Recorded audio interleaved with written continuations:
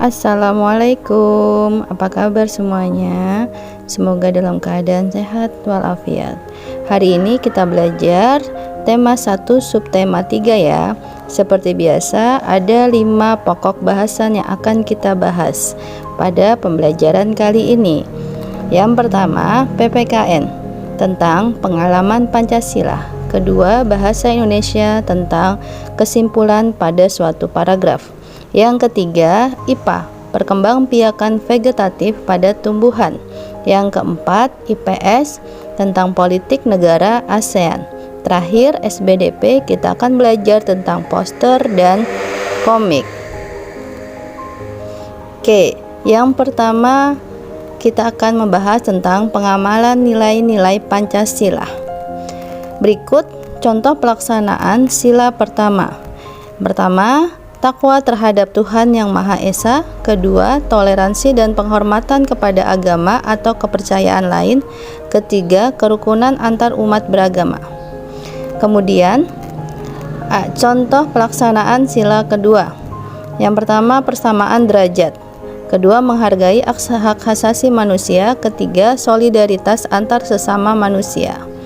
Oke, selanjutnya pelaksanaan sila ketiga. Yang pertama, mengembangkan rasa cinta kepada tanah air dan bangsa. Kedua, mengembangkan rasa bangga kebangsaan dan bertanah air Indonesia. Yang ketiga, mengembangkan persatuan Indonesia atas dasar Bhinneka Tunggal Ika. Selanjutnya, pengamalan nilai Pancasila atau contoh pelaksanaan sila keempat. Pertama, tidak memaksakan keinginan. Kedua, bermusyawarah. Ketiga, mengutamakan kepentingan orang banyak. Keempat, menjalankan keputusan yang telah disepakati bersama. Selanjutnya, terakhir, berikut contoh penerapan sila kelima. Yang pertama, bersikap adil. Yang kedua, menghormati hak-hak orang lain. Kemudian, suka memberi pertolongan, tidak boros, dan tidak bergaya hidup mewah. Oke, selanjutnya kita akan membahas bahasa Indonesia tentang membuat kesimpulan. Langkah-langkah membuat kesimpulan adalah sebagai berikut. Pertama, membaca teks bacaan dengan teliti. Kedua, menentukan kalimat utama pada paragraf.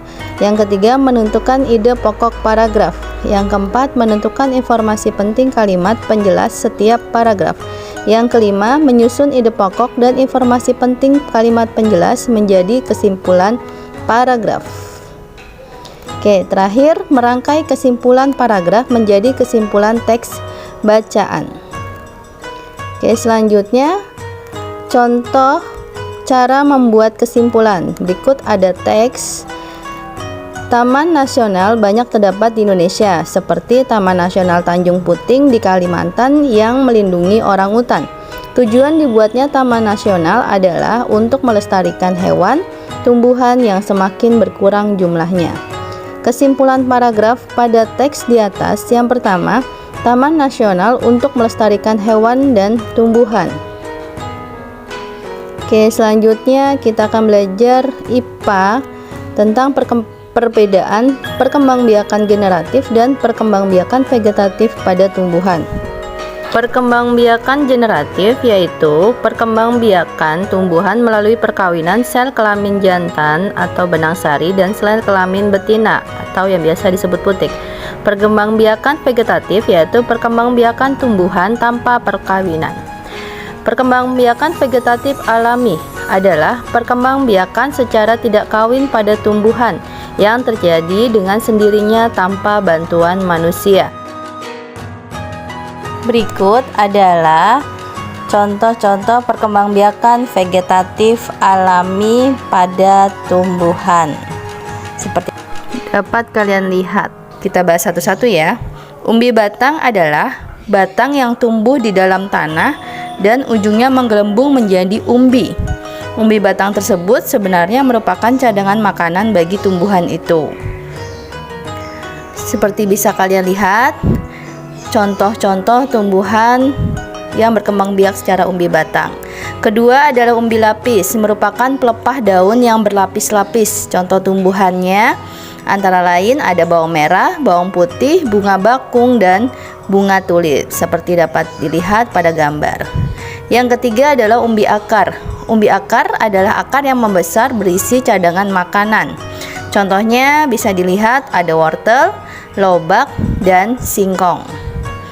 Kemudian yang keempat, tumbuhan dengan cara vegetatif alami, yaitu dengan akar tinggal, adalah batang yang seluruhannya berada dan tumbuh menjalar di permukaan tanah. Contoh tumbuhan yang memiliki akar tinggal yaitu ada kunyit, jahe, lengkuas, dan kencur. Yang kelima, dengan cara geragih atau stolon, adalah batang yang tumbuh mendatar di permukaan tanah. Contohnya ada arbei, rumput teki, dan stroberi. Oke. Kemudian tunas. Tunas tumbuh dari batang yang terdapat di dalam tanah. Kemudian tunas muda menjadi tumbuhan baru dan tumbuh di sekitar induknya sehingga terbentuklah rumpun. Contohnya tumbuhan yang berkembang biak dengan tunas adalah pisang, bambu, dan tebu. Yang ketujuh adalah tunas adventif. Apa sih tunas adventif itu? Adalah tunas yang tumbuh tidak di ujung batang dan ketiak daun. Contohnya ada tumbuhan cocor bebek, sukun, dan cemara. Kemudian perkembangbiakan vegetatif buatan. Perkembangbiakan vegetatif buatan adalah perkembangbiakan secara tidak kawin pada tumbuhan yang sengaja dilakukan oleh manusia atau dengan bantuan manusia. Macam-macam perkembangbiakan vegetatif buatan itu sendiri. Yang pertama adalah mencakok, menempel atau okulasi, menyambung atau mengenten, stek, merunduk. Pertama, mencangkok. Mencangkok adalah memperbanyak tumbuhan dengan cara memotong dahan tumbuhan induknya. Tumbuhan yang dapat dicangkok adalah tumbuhan dikotil atau biji berkeping dua, misalnya jeruk, jambu, mangga, rambutan, durian, dan sebagainya. Kemudian yang kedua adalah okulasi atau dengan cara menempel. Adalah menempelkan mata tunas dari dua tanaman yang sejenis tetapi berbeda sifat. Misalnya mangga mana lagi dengan mangga arum manis.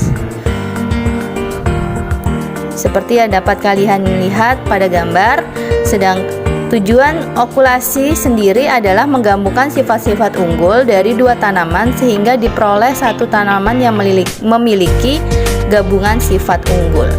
Yang ketiga, menyambung atau mengenten. Menyambung atau mengenten adalah menggabungkan batang bawah dan batang atas dua tanaman yang sejenis. Tujuannya menggabungkan sifat-sifat unggul dari dua tanaman sehingga diperoleh satu tanaman yang memiliki sifat-sifat unggul. Kemudian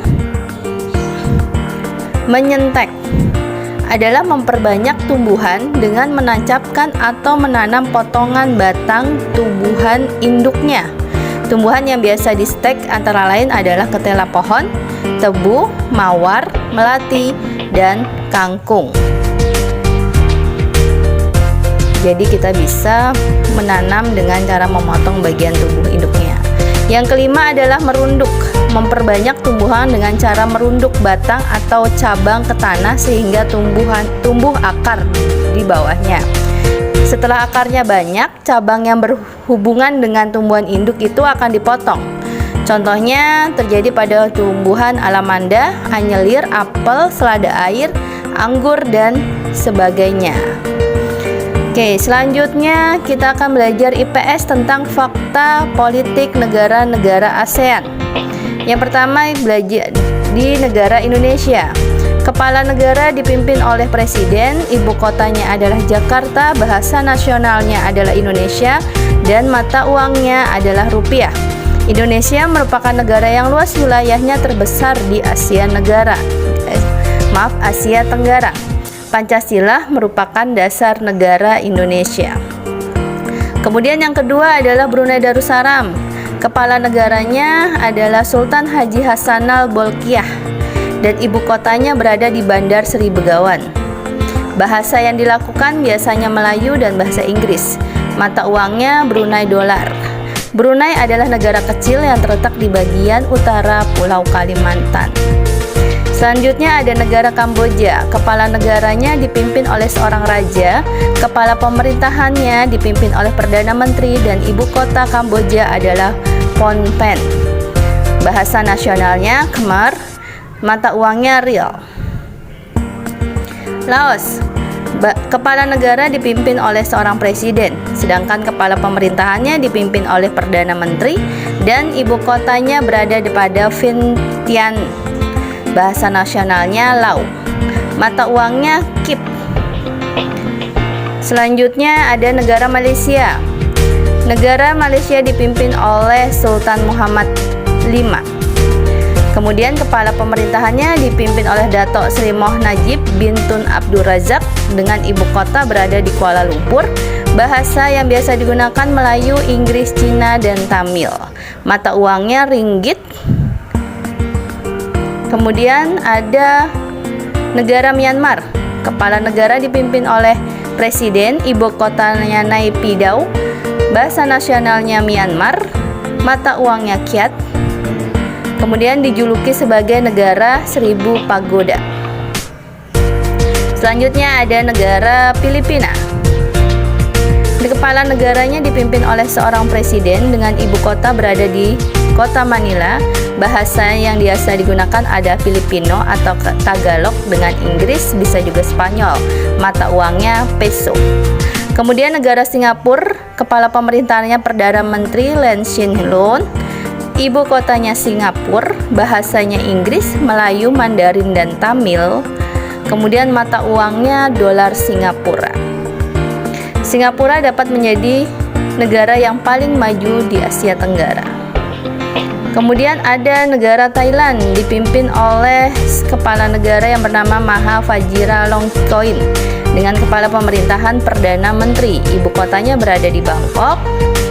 Dan bahasa yang digunakan adalah Thai, mata uangnya baht.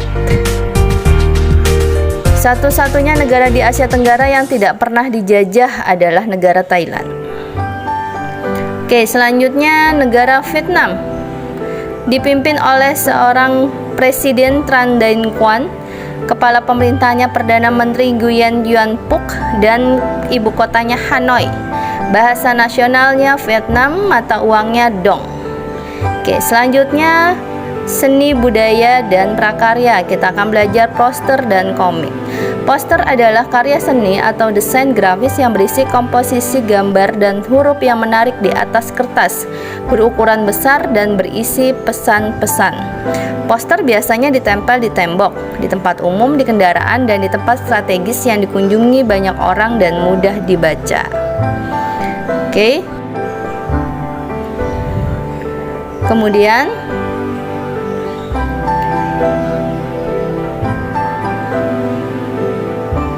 komik. Komik adalah cerita bergambar. Isinya berupa gambar-gambar yang disusun berurutan dan saling berhubungan. Komik memiliki balon kata-kata atau biasa disebut dialog. Ya, sekian pembelajaran kita hari ini. Semoga bermanfaat. Wassalamualaikum warahmatullahi wabarakatuh.